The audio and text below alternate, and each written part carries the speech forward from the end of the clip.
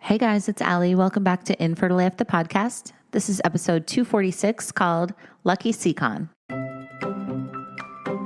This episode is sponsored by Berry Fertility. Guys, as we all know, starting your fertility journey can be a big and deeply personal moment, but that doesn't mean you have to go it alone. Introducing the Berry Fertility app, a free way to manage your fertility treatments, including egg freezing, IVF, and embryo transfers, all in one place. The Berry app does a ton of things. It can help you understand the stages of your treatment, look up information about your medications, and set reminders for your doses and appointments.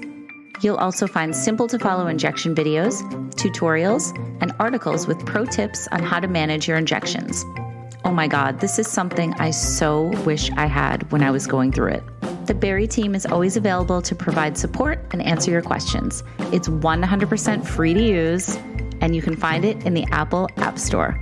Try Berry Fertility, the trusted partner for every fertility journey. Thanks, Berry.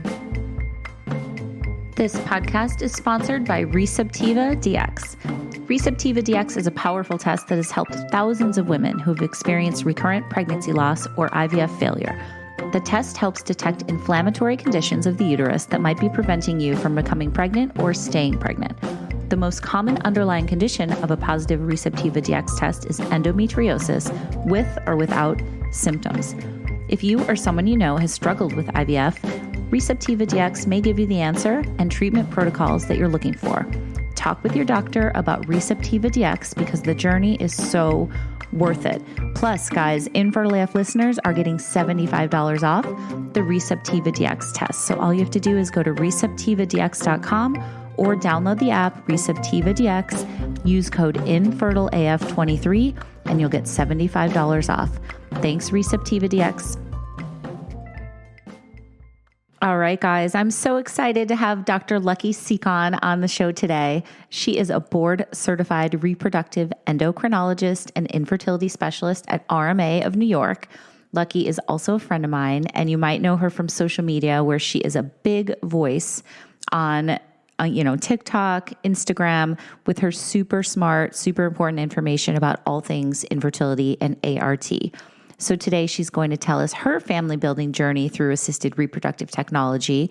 And she's also going to talk about the work that she does and why she loves it, what it's like to be such a strong presence on social media, the messages that she puts out there and anything she might try to avoid, and all the amazing things she's doing as part of Doctors for Fertility, which we just had on our Fertility Rally Live event. It's an organization she's a part of, and they are all about creating a world in which every person who wants a family has access to fertility and reproductive care. Amen. Lucky, you're amazing. Guys, you're going to love this one. Without further ado, this is Lucky's infertility story.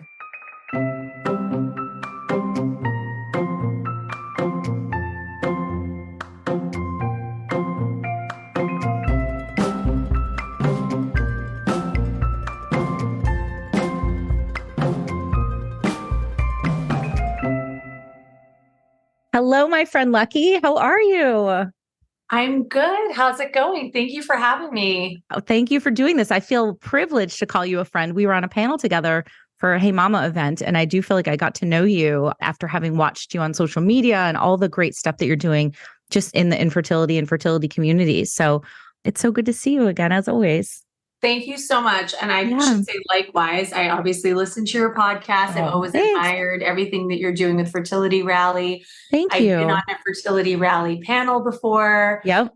And doing that panel with you, even though it was like very short and abbreviated, it felt like we went really deep and I got to know you and I consider you a friend as well. So it was good to be invited on here. Well, let's talk about your family building journey. First of all, did you always want to be a mom? So it's like kind of a weird question because you'd think I would think about this as a fertility doctor, but I remember distinctly in my 20s, and maybe it was when I was still in med school or I was entering training, saying like, yeah, it's going to be one of those things I check off my list. Like it was just like on my checklist because it's like, it just seems like the thing that everyone does. And it just, I assumed that I would. But I remember having a moment in my 20s, and it's like, I don't know why it's such a vivid memory, where I was like, normally I can picture things for myself. Like I can picture myself getting into a residency program and doing fellowship. I can picture myself having patients and getting married and doing this and that. But I couldn't picture being a mom. And I remember being like, uh-oh, do I not have that maternal instinct? And like, maybe I'm not like someone who wants to be a mom. Like I had that type of freak out moment.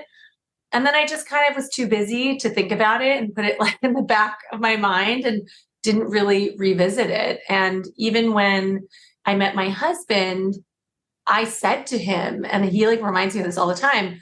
I was like, oh yeah, like we're in our early 30s. I have all this training to do. Like, I'm not trying to have kids until I'm in my 40s. I said that to him. Mhm. So I was just very like flippant and very, this is on the back burner. It's on my checklist of things I want in my life, but like, I'm not really thinking too deeply about it right now, which is crazy to think about now. So what did you know about your fertility though? You know, you said you're a fertility doctor. Obviously everyone knows that and you're brilliant. Did you think, no problem, I'll have kids in my 40s? Or were you thinking about the biological clock and everything that happens and all that stuff? I knew about the biological clock because at that point when I was having these thoughts, I had already gone through med school. I think I was like probably in my like early residency training when these thoughts and conversations were coming up. But I don't think I had a full appreciation. I think I, like many other even doctors, but just people in general, I think I overestimated how much control we can have with modern day technology and science. And I think I just, training in New York, was on the labor and delivery and saw a lot of women in their 40s coming in to have their babies, but maybe not knowing the full story. Just like when we see celebrity headlines and we don't really know how Naomi Campbell or Janet Jackson had babies in their early 50s, you don't have the full picture. So I think I was a little flippant and overconfident and thinking that we just can control everything. And I wasn't very thoughtful about it. And I actually, then got married right at the junction between when I finished my 4 years of residency training and started my 3-year fellowship. And there was no intention or talk. Like we bought a 1-bedroom apartment. We were not thinking about kids. We chose the worst neighborhood for school districts. Like we weren't thinking about kids. And then I was in my end of my first year of fellowship. And I was like, I got to get off the pill. I think we should just try. I bet you I'm going to have problems. Because then all of a sudden the pendulum swung in the opposite direction, where now I'm subspecializing and I'm seeing day in and day out the realities that science has come a long way, but we can't overcome it all. And, I want to give myself a head start. And for some reason I had this skewed perspective. I was like, I bet you I'm going to have problems. I know that doctors often have higher rates of infertility. We're still trying to figure out why that is. Kind of had a freak out moment. And he was like, what the hell? Like, he's a very easygoing guy, but I think he was just like, what? Like, you've always said this one thing and I've just gone along with it because I don't really have a strong feeling one way or the other. I know what we'll have kids when we have kids. But he had bought into the whole idea of really deferring it. So then when I said like, no, I'm freaking out, I went off the pill. And like, honestly, it was one of those fluke things. And please, anyone listening who's struggling, don't hate me for saying this, but it was fairly quick and unexpected. I assumed it would take like 6 to 8 months and maybe I would need some level of intervention. And it just happened. And then I kind of was like, oh crap, because I had it in my mind that it would be hard or it would take a while. And then we would be proactive and make embryos and freeze them. And then I felt comforted by saying, okay, if I do that, then like I'll have enough for the future because I'm starting in my mid 30s. So when it happened and I was like, oh, now I'm starting to freak out about baby number 2 and when can I make embryos? So it was just such a weird 180. And I guess like your experiences and what you're surrounded by really obviously shape your perspective. And it was just such a change. And you'd think being an OBGYN resident shouldn't be that different from being someone who's in fellowship now focused on fertility. But I will tell you that like it just wasn't as top of mind as it should have been. So then fast forward to delivering, breastfed for like 5 months or something. And then I very quickly said, like, this is on my mind. I've been anxious about it this whole time. I checked my AMH, wasn't high, and it had fallen from before I was pregnant. So that made me freak out even more. Even though intellectually I know your AMH doesn't dictate whether you're going to have good quality eggs or get pregnant. It's not really a numbers game when you're ovulating 1 egg every month. But it still felt like scary and bad because I was like, oh my gosh, I know that I want to bank embryos and my career is crazy and I'm not going to be able to have back-to-back kids. And I know it's going to be potentially harder when I'm 37, 38. So we went through several egg retrieval cycles. The first How did one those go for you? Yeah. How did you do on the meds? Okay, but I didn't get as much as I wanted. So I actually started out with a decent number of eggs, like for being someone in their mid 30s, but there weren't as many mature that I would have liked to have. And after all was said and done with all the, filtering down of numbers and the attrition that we know is so normal in this process, and obviously it's so gut wrenching when you're like waiting to get those updates and calls, I ended up with 2 normal embryos. And I was like, okay, great. But I was like, I'm someone that really wants to have 3 kids. That's like something I'm always very open about that. I have 2 right now. That's like the spoiler alert. So my husband and I are at an impasse now about baby number 3. I went from being like, I never thought about motherhood or pictured myself. And now I'm like, I'm in it and I have embryos and I did this for a reason and worked really hard to make them. And I would love to have a 3rd. So we'll have to come to an agreement on that. But anyway, because I knew I wanted to have a big family, I come from a big family. I was like, 2 isn't making me feel that great because there's like a 2/3 chance it could work and a 1/3 chance that embryo would not implant. So if I had at least 3, that was kind of my magic number to have 1 to 2 more kids. And I would have been happy. So I was like, okay, shoot, now I have to do another one. So, I'm very fortunate and privileged that I work in this field. I was doing my cycle where I worked. Everyone was super supportive. I work at RMA of New York, love my team. I'm still here. I did my fellowship training here. One of my doctor was actually Dr. Eric Flisser, who did a lot of my training and taught me so much. So I trusted him implicitly. And so everyone was really supportive and I had the ability and access to do this again and fit it into my work schedule and everything. And so we did another round, and for some reason, there was this like crazy, insane drop off where I only got 2 eggs at retrieval. They were both mature. They both fertilized, but nothing turned into an embryo. And that sucked. And, it's just an understatement of the world, right? Yeah, but it was just like such a jarring experience for me because I say all of these things to patients all the time, and you reassure people and you see people going through these types of hiccups. Actually experiencing it as a patient was a completely different ballgame. No matter how smart you are as a fertility doctor and understanding all this stuff, all of that intellectualization goes out the window and it's just raw emotion. And I remember not being mentally prepared for that situation. I thought I'll just do it again and I'll get more embryos and it'll be fine. And everyone was very puzzled because they're like, I waited a few months between the cycle because of Zika. I was like in Mexico with my family on vacation. So I like waited a certain number of months and I was like kicking myself over that. Cause I'm like, this is just like now a sharp drop off. And I knew that I had embryos already. So like, why should I be freaking out? It just felt like I was broken and something was wrong with my body and that things were deteriorating quickly. And it also sucks to inject yourself day in, day out for 8 to 10 days, go under anesthesia, have a procedure, and get nothing. It's just like, it's so deflating. And I know people go through that all the time in situations where they don't even have the 2 embryos frozen. So I recognize that's the thing. It's like, I was like, I don't understand how I can feel this way. I was angry at myself for feeling like that. I cried at work. Like it was so weird. And then I went through another round. And then I ended up getting 2 more embryos, and an indeterminate one. So at that point I was happy and I like got to a place where it was good. And I was then, went back to my normal day to day and was a mom. And then basically in 2019, we were trying for baby number 2, just not happening, not surprising. I was 37. You're still trying naturally, even though you had banked the embryos. Yeah. Okay. Because it's a backup plan. For me, It was like, this is for a rainy day. Maybe I'll use this for baby number 3. Like, but I didn't wait too long. I was like, okay, it's been half a year and starting to find this really annoying and stressful. And I just want to I can't believe I've let so much time go by now. My daughter's 3. Like, I just want to move on. So I ended up doing a transfer and it worked. So, that is like my story that I tell patients that are coming to me and thinking about forward planning. because as much as I say like it was sad and stressful to go through the rounds and trying to like build up, and it's so hard, even as someone who intricately understands what it means to have a low response, to not separate that out from like, oh my God, I have fertility issues, or I'm doomed. It's like your mind automatically goes to those places. So now I think I understand my patients better having gone through that process. Mm-hmm. But I also think I'm like kind of like the poster child for this is how you plan it all out and have a backup plan. And, it worked out for me. I know that it's not always such a linear, straightforward path for everyone.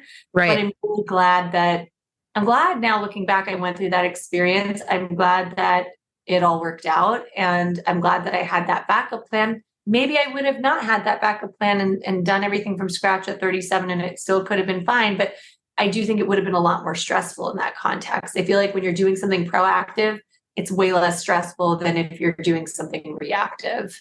Yes, that's such a good point. Tell me a little bit more. You touched on this, but I want to hear a little bit more about being a doctor and then being a patient, like going through this. I've talked to like Ruhi Jalani, for example, who was telling me when she's like, I made the worst patient, like doctors make the worst patients. Did you feel that way? Like, was it hard for you knowing everything you knew from a doctor's point of view and then going through it on the patient side? I know that a lot of times doctors will say like doctors make the worst patients. So it was like my mission to prove that wrong. I love that. In an effort to try to be the chill, cool girl. I don't think, and this has nothing to do with my doctor or the clinic where I worked, but I think I went out of my way and expended extra effort to try not to be annoying or to try to make people around me not feel awkward. And I could sense like that it could very easily make people feel awkward, especially when I had the bad cycle where nothing came of it. Right. It felt like maybe it was just my perception, but it felt like everyone around me was kind of like, hi, and like, just treating me differently and just being compassionate, which is like what they're supposed to do. But it made me feel worse in some ways because I was like, oh, it's just like I felt shame and embarrassment. And it's not even my fault. So it's like all these things that patients talk about all the time, like feeling like something's wrong with them, feeling embarrassed, feeling angry, all of those things I experienced and now understand better. But I think I really tried to be extra chill and cool. And so like, I didn't necessarily ask all the questions or I didn't allow myself to act like a true patient because I was kind of like, yeah, it's fine. Like, we'll just do it again. But it's like, interesting. I struggled a lot with it. And like a few of the nurses saw me cry, but like, probably none of my colleagues did. Probably my own doctor didn't because I just kind of was like, I don't want to be that person. Like I should know better, Totally. Some things that made it harder for me, for sure. That's really interesting. So interesting. So how old are the two kids now? So I have a 6-year-old and a 3-year-old. She just turned 3. Okay. And how's it going? It's going great. It's really going great. Yeah. I really love it. I really love it. And I think now it's crazy to think back to a time where like I couldn't picture myself doing this. But I think it's just like when you're in a different stage of your life where you're laser like focused on your goals and you have to be somewhat selfish, it's hard to focus on these other things. But and I don't think everyone has to be a mom and that it's for everyone. But certainly for me, it's like it opened up a whole world that I never really thought much of before that. I was never that girl that dreamt of their wedding or thought about being a mom. I just kind of like whatever's in front of me is what I'm working on. And that's what it is. But somehow it all kind of came together. I'm very grateful. Yeah. One of the many things I love and admire about you is that you're so honest and so open. And I want to talk about your social media, which is one of the first places where I originally saw you. You're always coming on and talking about real stuff that's going on in pop culture or, the zeitgeist, in world issues, for everything heavy from like Roe v. Wade to like a celebrity issue, and you always come on and you're like busting myths and you're saying your truth. And I always turn to you when something big happens because I'm like, ooh, what does Lucky have to say about this? And it's so, so interesting. So tell me about your take on that and why it's so important for you to do all of that on social media and, kind of set the record straight and put information out there and all that. This episode is sponsored by Mosey Baby. If you are listening right now, you know that wanting a baby can be simple, but trying to conceive can be the most stressful thing in the world. But thanks to Mosey Baby, it doesn't have to be. Mosey Baby founders Maureen and Mark struggled to conceive for 2.5 years. When they couldn't find an easy and comfortable way to inseminate at home, they decided to make the product themselves, and that's how Mosey Baby was born. Created with insight from a fertility specialist, Mosey is the first patented syringe designed for home insemination and has been helping families inseminate privately at home since 2015. Before you spend thousands of dollars in a doctor's office, consider Mosey Baby and make a baby with love through insemination. Curious? Learn more about the Mosey Baby Kit and read some of the amazing stories from the Mosey community at try.moseybaby.com/infertileaf. Again, that's try.moseybaby, MOSIEBABY.com/infertileaf. Use code INFERTILEF for 15% off your order at checkout and join the 100,000 plus families who have included Mosey on their journeys to conceive. Thanks, Mosey Baby. Yeah, it's like one of those things that I accidentally stumbled into. Just like at a high level, what happened is I started out as like someone that was very buttoned up, professional, like considered myself an academic, put all the energy I put into content creation really into like clinical research. So I'm like always someone that needs to be doing something else. Like I love patient care, but it's not enough for me to just be like 9 to 5, see patients, go home. Like I always need to be making something that's just like part of my MO. And so when I was a fellow, it was like, I'm going to take all of our data and, answer burning questions with real data and like put out these great studies. And I was like a machine when it came to that. And then what happened was COVID. So I was 17 to 18 weeks pregnant. It was like Cuomo was shutting the city down. And I made a really difficult decision and, called our managing partner of our practice and said, I have asthma, I'm pregnant, this is a respiratory virus. I don't know what any of this means, and I'm freaking out. And I think because I'm pregnant, a little voice in my head said, like, this is more dangerous for you, even though we had no data. And it felt like such a crazy, radical decision because at that point, I was wearing an N95 in January of 2020, by the way. So like my husband keeps his ear to the street. He's always on Reddit. And he was like, they're building a hospital in like 10 days in Wuhan. Like there's something happening there. And you have this terrible asthma. Like it gets really bad, especially in the winter with viruses. I'm going to have you wear this N95, like in areas like the subway. So I would clear the whole subway car because people would be like, what's wrong with her? Oh my God. Yes. And I was wearing it during monitoring as of like February, morning monitoring when it's really busy and there's a lot of patients you're interacting with. People were like, what are you doing? It's just like listening to that inner voice. Yeah. And that's a very formative experience for me because it's the first time I've done something so wacky and out of the ordinary based on my inner voice and also my husband's voice, which I trust him. Like if he's saying something like that, he's not telling me to do something crazy. Like I really trusted him and I trusted my inner voice. And so later when all the data emerged, it was like, this is so much more dangerous for pregnant women. There were a lot more stillbirths during COVID. It was really devastating and scary. And that was obviously before the vaccines. So there was no other protection. So I stayed home for like almost 3 months. And I guess it wasn't that big of a deal because we stopped doing cycles shortly, like probably like 2 to 3 weeks after my decision, we stopped doing cycles. So a lot of us are doing this remote work and I'm isolated. I'm scared. I'm alone. My whole family lives in Canada. The border is like now real. You're not going to be able to go visit them. And I'm like, how do I connect with others? And so I start scrolling. I really hardly ever used Instagram.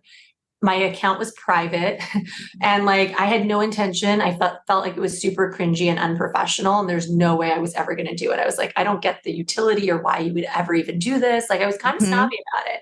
Okay. And next thing you know, I'm like reading, I'm like following all these doctors, these pediatricians, these people that are talking about COVID and what they're seeing on the wards. And I'm like glued to my screen. Yeah. And then later, months into it, people are like, no one's talking about the pregnant women or those who are trying to conceive or these cycles being halted. So I kind of started becoming like a little bit of an activist. Yes. Like no one's talking about this and people are starved for information and I'm starved for human interaction and connection. And Mm-hmm. that's how it all kind of came together. And then vaccines is when it like really took off for me because people started making up these stories that the vaccine would cause infertility. And I'm like, if I don't speak out about this, who will? And Right. I remember I started my blog, and one of my early blog posts was about the COVID vaccine, fertility, the misinformation. And I remember my husband leans over and he's like, he reads it and he goes, are you really sure about this before you publish this? Because you're coming out and like you're putting yourself out there. Totally. And I said, yeah, because based on how this vaccine was made and how it works, like this doesn't make sense. Why would it cause problems with the placenta? So I'm just saying why I think it doesn't make sense and why, if I was still pregnant, because at that point I'd had my daughter in August in 2020. But I was like, if I was still pregnant, I would gladly take it. So I got my vaccine, like I think it was Christmas Eve or something like that. And I published this blog and then it started spreading like wildfire because I think a lot of people didn't want to go out on a limb because they're like, well, I don't know, like we don't have data or the CDC hasn't said this yet. So I kind of put myself out there. And then fast forward to like 2021, people are still talking about COVID, but I moved on and realized there's so much other crap, as you know, in our field that's like so many things that just go direct to marketing, direct to consumer. It's not like it's been vetted with the proper data. And I get asked about it every day. And I was like, you know what? Instead of just focusing on this one public health issue, which now like the word is getting out and everyone's on the same page, I can use my platform as a megaphone. And I still had a very small following, but people were starting to listen.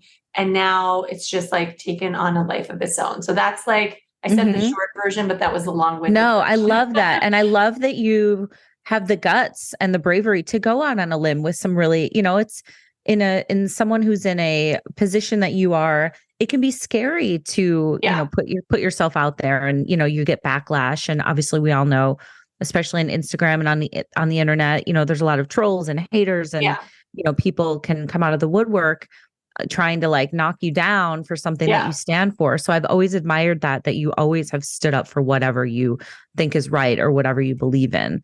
Well, I appreciate that. I think it's important to know that it's not all sunshine and lollipops. Like I definitely feel like there's a lot of great things that have happened in my life and in my career. And it's been because of social media and my involvement. And it's been a form of maturation for me because now I'm like, I've just gained a new sense of confidence. And I think like you really own what you believe in. But I won't ever speak about something unless I really know about it. So I guess like I'm not feeling like it's that big of a risk because I'm like, this is my expertise. These are the conversations I'm having every single day. Sure. And it's based on data. So like I have nothing that I have to hide from. And something that I'm not going to say I'm never going to do this, but something I've remained true to up until this point, and I think it served me well, and I'm not knocking people that do this, but I haven't monetized my account. I don't really advertise. I mean, I've definitely like someone gave me this beautiful necklace and I like tagged them, but that's different. I don't really advertise or sell things like supplements or anything like that because I already have a day job. I don't need this to be my job. I want this to be a community. And I feel like I want my community to trust me. Is there anything that you would shy away from aside from what you just said? But are there any topics that like, you're like, I'm not even going to touch that? There's a lot of heavy shit going on in the world. Is there, anything that comes to mind that you're like, nope, not going there? Not really. Not really. But like, with everything that's going on right now, like I'm not a geopolitical scholar. So I'm not going to like start spouting off and acting like I'm someone that I'm not. But I am a human and I know, what's important when it comes to humanity and caring about other people and, having compassion for those who are suffering and amplifying, links for people to donate and trying to just make a difference. So, I'm not going to shy away from things. I'm not going to be like, if it's not about ovaries, then I'm not talking about it. Like, I think that ovaries are nothing. Yeah. And I think everyone, I'm going to be at ASRM, our annual conference next week. And it's so funny. It's like, it's my second ASRM after COVID, and COVID obviously put the kibosh on a lot of these in-person meetings. So before before COVID, like I was just like there presenting research. And I feel like a lot of people didn't know me. It was just kind of like, whatever. Now it's like I'm giving like 2 or 3 different talks on like social media. And it's like, how did this happen? But I think, it's one of those things where it's not just for patients. It's like forming a community also with fellow physicians too. And I think Right. the world has gone more virtual in general. And it's just like, we've learned how to make these connections. Like I think a lot more people now post-pandemic can say that they have friends that they only know virtually from Instagram versus like our reality in 2019. Like that would have been considered weird. Now I'm like, wow, I feel like maybe I have more Instagram friends than in-person friends. And I don't know if that's a good thing or a bad thing, but it's just the way things have changed. Totally. That's what we always used to say with Fertility Rally before we started doing the in-person events. We were like, when you'd finally meet someone, it was like, I know everything about your vagina, but I've never seen your legs. Yes, exactly. It's such an intimate, place. I think that I was just gonna say, I think a lot of people also feel like you can only do things one way. And I always like say to fellow physicians or colleagues who are like, I could never do what you're doing. I'm like, well, you probably don't have to be so open. Like I choose to be open because I'm like, none of my family lives in New York. So like, I can't manage 2 different Instagrams. I'm like, I'm just putting it all out there. Like, this is my trip. This is what I'm doing. Like, I'm a very open, sharing person. I always have been. Yeah. And I also think like it's nice for people to get to know you. And I'm very open about that. But I think like it's not a bad thing if you want to just focus on talking about ovaries. I don't want to make it sound like I think that's a bad thing. No, you're doing you. Everyone has their own level of comfort and boundaries. Totally. Anyway, what are you going to say? You mentioned other doctors. I want to talk about Doctors for Fertility, which you are a part of. Tell me about that. And for anybody listening, what is DFF and what are you guys doing and why is it so important to you? Yeah, I would love to. So Doctors for Fertility is an organization, not-for-profit, that was founded by 6 REIs or fertility specialists. And it actually was started even before Roe v. Wade was overturned. I don't think when we started it, we thought that it would get that far, but I think we were starting to wake up with all of the state level bans that were taking place, like the 6-week ban or the heartbeat bill in Texas. That's when it started coming together, and it was REIs from different states. And so all of us had our own perspective. You have like Dr. Gustin, who is based in Nebraska, who was like being such a vigilante and an activist and just navigating that system and figuring out, how to knock down bills that were threatening the way they conduct their day-to-day patient care. And we have like Natalie Crawford, Dr. Crawford in Texas, where these bills are actually, affecting her patients and the people there. And then you have people like me or Dr. Serena Chen, who are like in New York City or New Jersey, which are blue states. And, it's not really impacting us. But I think that's so important because if you work in our field, you care about women's health, you care about access to reproductive health care, whether that's contraception, whether that's pregnancy management, whether that is, IVF. And the reason we formed this organization is because we know that it's a slippery slope and rights can get rolled back. And something that made us very concerned is that Roe v. Wade in the 70s, all the languages of those bills and those laws didn't really take into account IVF because IVF wasn't really a thing back then, right? IVF became more of a thing in the 80s, 90s, and beyond. And so there is an intersection between IVF and abortion rights because there's a lot of people that believe in personhood of embryos. And the way we do IVF, as we just talked about with all the attrition and drop off, is you're trying to overcome the inefficiency of reproduction, which means making sometimes as many embryos as you can. And a lot of people have incorrect assumptions. People think that you can take an ectopic and take it out of the tube and put it in the uterus and save it that way. Like, these are lawmakers that are not well versed in issues of women's health. And we recognize that. And we said, you know what? We work in a vulnerable area where people might start to impose restrictions on us and say crazy things like, you can only fertilize this many eggs, and that is going to hurt our patients. It's going to drive up the cost of IVF. It's going to lower the success rates. And we don't want to be bullied and told what to do by lawmakers and people that have no idea what they're talking about, clearly. And so that's why we formed this organization. So it's advocacy, it's education of the general public, education of lawmakers. It's raising money. So we fundraise and we donate to organizations, causes, and we have a C4, which is like a PAC, so that we can actually make political donations and support candidates who care about our cause and are going to actually make an effort to protect reproductive rights. And so that is a unique thing because there are a lot of other great organizations like ASRM and Resolve that we work very closely with, and we support them 100%. But there are certain restrictions where they can't necessarily support political candidates with funding. So Okay. I think we have a unique angle where we can serve a need that needs to be met. Right. I love that. So if anybody wants more info on that, check out doctorsforfertility.com. It says right on your homepage, I'm reading, it says creating a world in which every person who wants a family has access to fertility and reproductive care. I love that you guys are doing that. And everybody that I've talked to about it is so passionate about it. So thank you guys for forming that. And, we'll support you in any way possible. Thank you for lending your platform to talk about it. Yeah, of course. It means a lot to me as well. So before we wrap, I just want to ask you, if for anybody who might be listening to this, who is new to this infertility community, who's really going through it right now, who's having a tough time, you've been doing this for years and years, you've been through ART yourself.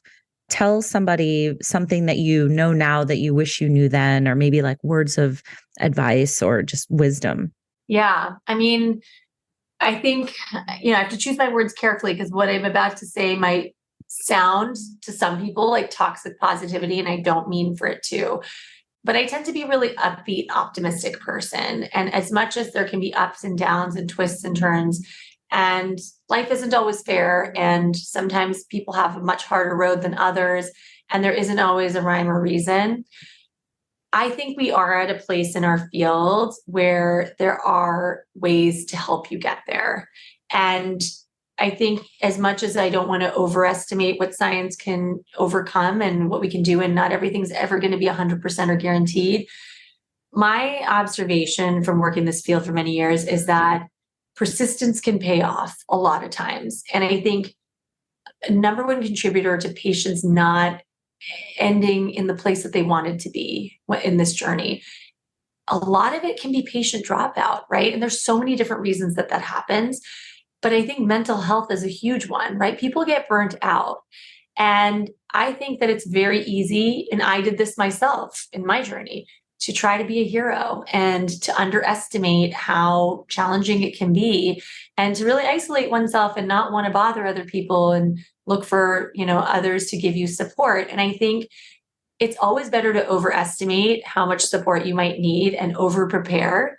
And give yourself grace and know that there is this inner voice and tendency that is just like human nature to blame ourselves, to feel ashamed. I think if we mentally prepare ourselves that these are all the things that can happen, and being aware of it, then you can arm yourself with a defense against those things, because those are the things that really wear on patients. And I think that if you can find a care team that makes you feel supported, heard, and you have hopefully, if you have a partner, a good partner, you have a good group of friends or families, whatever your support circle is, then you can really get through a lot. And I think patients who are able to stick it out and they're able to, get through all of this with the support and with all of the tools, you eventually see that most people do get there. And I don't mean that in a toxic positivity way. I mean, it's just sometimes it takes persistence to pay off. And so I hope that is perceived as a message of hope and optimism, because when you're in the thick of it, it can feel like you're in this never-ending tunnel and there's no light at the end of it. But as someone who follows many patients, who's followed now thousands of patients longitudinally, I've seen so many people go from being in the depths of despair to like eventually getting to a place where we found a resolution. And there's so many different ways that could look. But just know that and hold that in your heart. Know that nothing is forever, and how you're feeling right now isn't going to be how you're feeling next week or the next month. And just hold on. But, do whatever you can to help yourself. Self-care is very important, and mental health is paramount.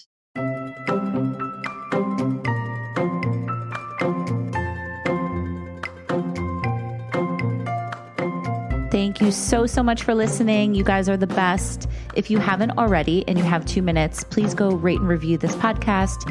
Pass it on to somebody who might benefit from listening to it. And also definitely check out Fertility Rally, which is the community that I co-founded, the place I wish I had when I was going through it. We have 5 to 6 support groups per week, guys, based on all different things. A lot of them are general infertility and family building through ART.